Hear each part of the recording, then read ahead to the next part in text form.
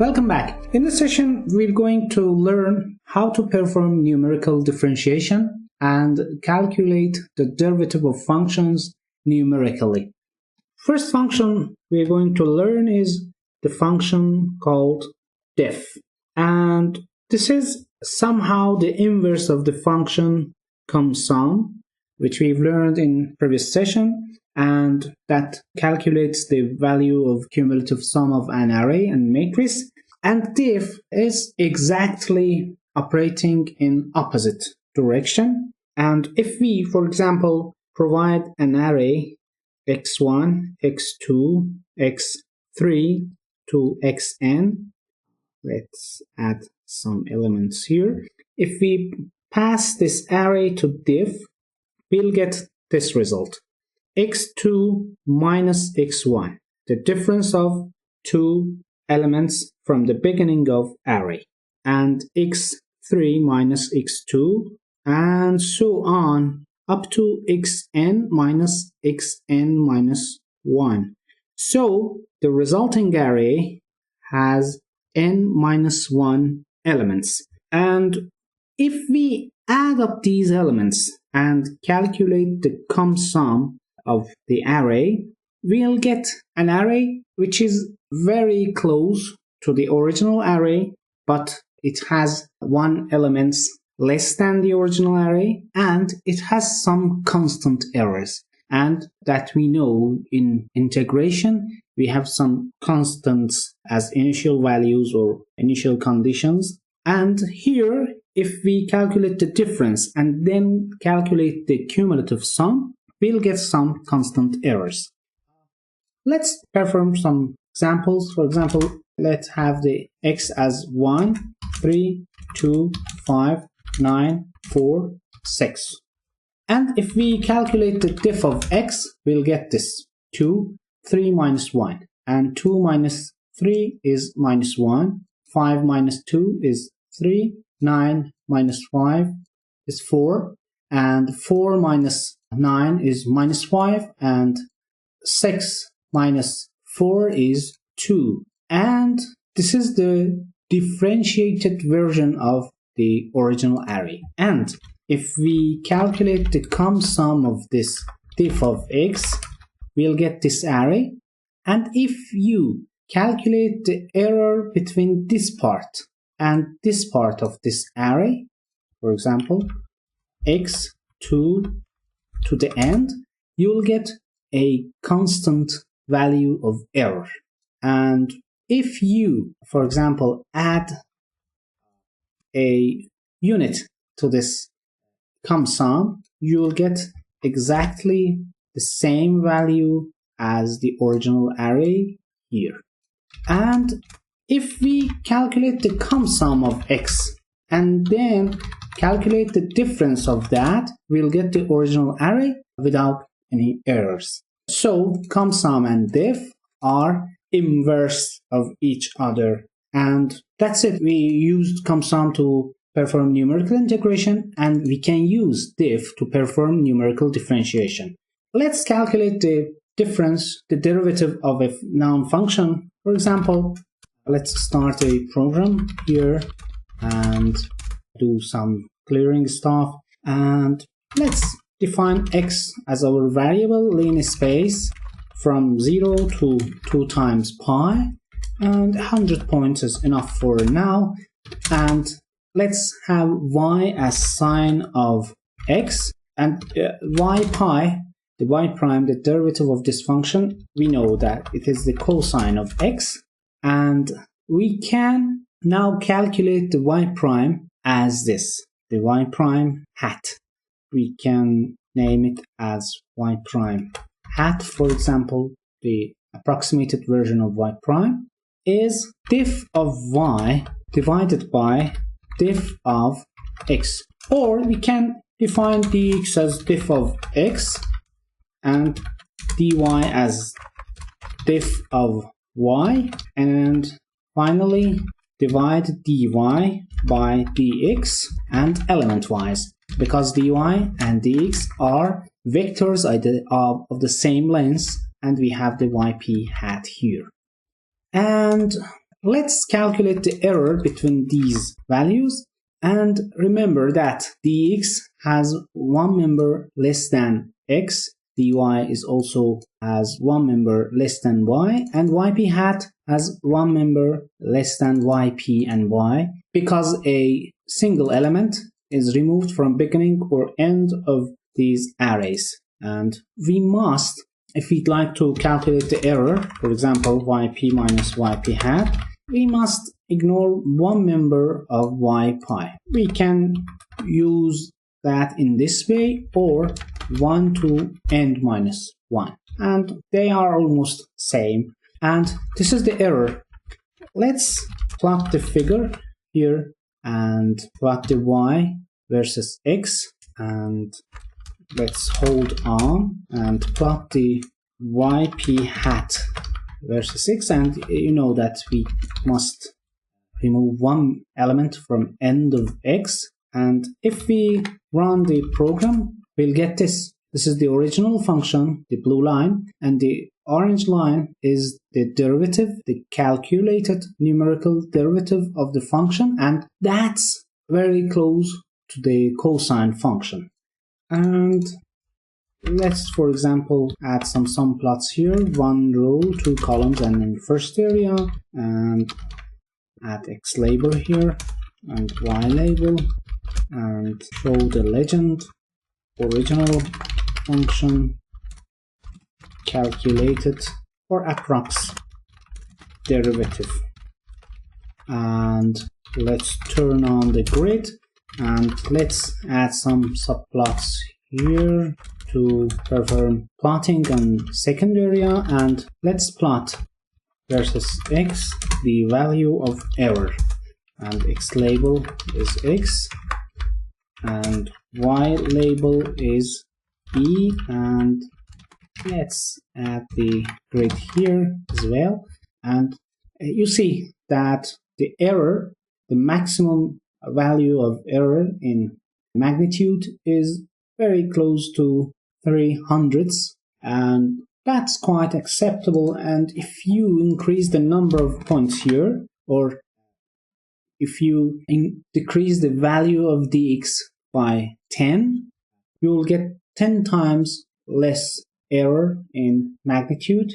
And let's turn back to 100 here, and you can use the difference between two elements from the beginning of array, and it's not needed to use diff of x at all for the cases we have equal spacing. However, in general, we must perform diff of x if we have unequal spacing between the independent variable which we are going to perform differentiation with respect to that. And let's rerun the program, and that's it. We have calculated the value of the derivative of a function, and that's the numerical differentiation we mean to perform. Okay. However, there are other functions in MATLAB to perform differentiation. One of them is the gradient function, which is generally can be used to perform differentiation in multiple dimensions. And for single dimension, it is very similar to the diff function, but you'll see that it does not remove any members of original array, and the resulting array and the original array are the same length. For example, let's have the x as 1 to 10, and if we calculate the gradient of x, we'll get this, and this is the same length as the original array. But if we calculate the diff of x, we'll get this array which lacks a member from beginning or end of the array. And the gradient can be used to perform the numerical differentiation. Let's copy this program and use the gradient to perform differentiation here. Let's define dx as x2 minus x1, and let's perform the yp hat and calculate the derivative by using gradient function, gradient of y, and divided by dx. And Now it's not needed to eliminate one member of the end of array because the arrays are at the same length. We must remove this as well. And if we run the program, we'll get this, and you see that the error is decreased in comparison with the diff method, and the error increased, for example, and we have much less error using the gradient function. And the gradient function also accepts a second variable as input. We pass it the y array, which contains the values we are going to calculate the gradient of them, and a spacing variable, and we give the function the value of spacing here as dx, and it uses the spacing factor to calculate the derivative as well. And that's it. We performed numerical differentiation using gradient 2. And it's also possible to calculate the gradient of functions of 2 or more variables. For example, let's perform differentiation on this function. For example, f of x and y, and that's x divided by e to the power of x squared plus y squared. And we're going to calculate the values of derivative of x with respect to x and derivative of f with respect to y. And we're going to calculate this gradient, and we know that this is the gradient of the function f, and we're going to calculate this value using gradient function in MATLAB. So let's do some clearing stuff here, and for example, let's have the x and y as mesh grid of -2, and with this spacing factor to 2, and let's increase the spacing factor. And if we run this program, we'll get x and y, each of them is 17 by 17, and we have 289 elements in each of these arrays. And we can now calculate, for example, z as x divided by e to the power of x squared plus y squared. And we can plot this using, for example, surf of x, y, and z. And that's it. We're going to calculate the derivative of this function. However, it's good to plot this as a, for example, counter plot, and you can use contour plot here, and you'll get this. If you decrease the value of this spacing factor, you'll get smoother plots. And now we're going to calculate the gradient of this function using the gradient of z, and spacing is almost equal for these values. We can use h here, and we can pass the h as well as z to the gradient, and the gradient will return 2 elements of the gradient of the function. We can use this as gx and gy, and if we run the program, we'll get gx and gy with the same size as x, y, and z. And we can plot these values as well. Let's hold on. And we use the quiver function to plot the quiver, the vectors of gradient on each point. On the point x and y, we have the quiver values as gx and gy.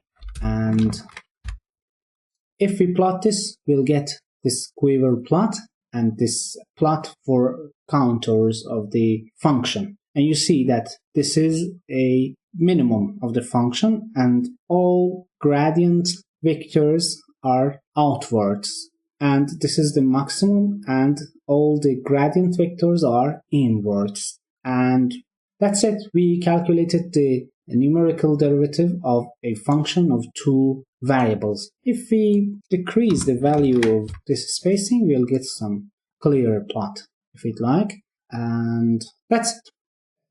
So we used the gradient to perform the numerical differentiation in 2 dimensions. For more dimensions, we can use the gradient with 3 and more outputs as well. And now, finally, we're going to learn how to calculate the value of Laplacian operator. The Laplacian operator is denoted by this of f equals to the second derivative of this function with respect to first variable and with respect to second variable and so on. And sometimes we define this as an operator, as a Laplacian operator, and that's to say this is the sum of second derivatives of function with respect to all variables of the function. There is a function named del2 in MATLAB, which is related to the Laplacian operator.